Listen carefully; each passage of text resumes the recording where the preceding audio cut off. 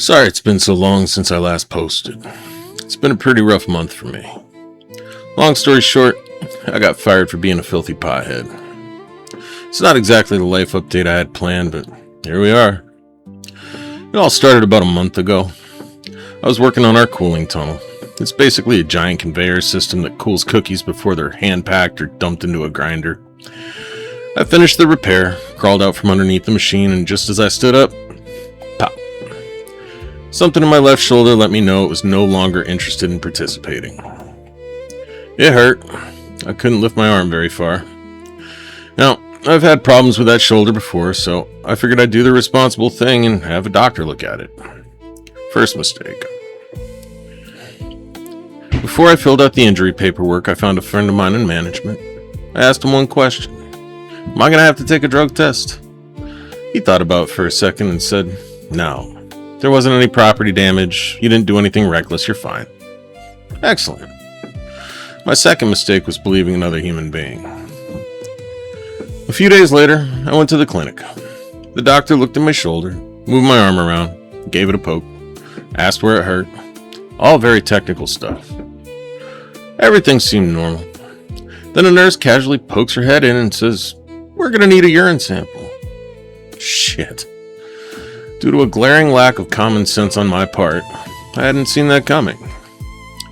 So I declined.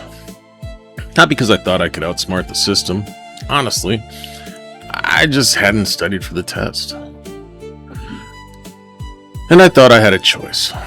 Technically, I did. One of those choices just happened to come with unemployment. 15 minutes after I got home, my phone rang. HR. They informed me that I was suspended until I took their little drug test. So, I turned my happy ass around, drove back to town, and filled the cup like a good little wage slave. Since I'd refused the first time, I had an audience in the bathroom with me. Now, to be fair, he was a genuinely nice guy. He didn't compliment my size or girth or anything, but you could tell he was thinking it. I guess if somebody has to watch people pee for a living, kindness is appreciated. I wonder what that pays, since I'm job hunting now and all. So, the nurse handed me one of those instant read cups. She said the results usually show up in about 20 seconds. Pretty amazing, really. 20 seconds. Humanity has perfected the science of forbidden urine. I filled the cup, handed it back. Then suddenly, we're actually going to send this to the lab.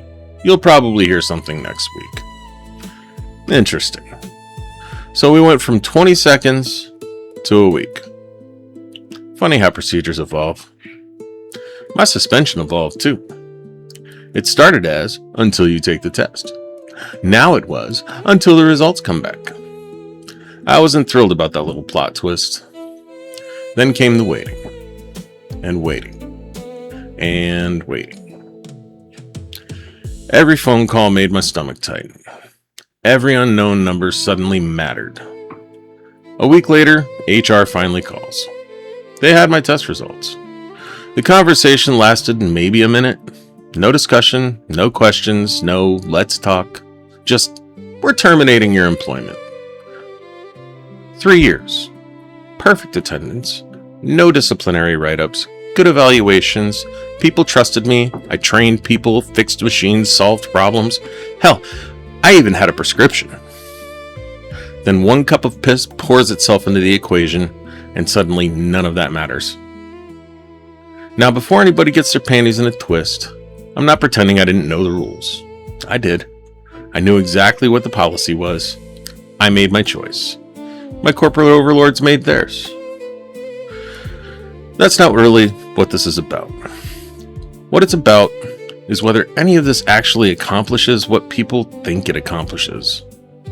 Because the deeper I look into this, the stranger it gets. We'll talk about that next time, but for now, I've got a resume to send out. And apparently a YouTube channel to keep me out of trouble.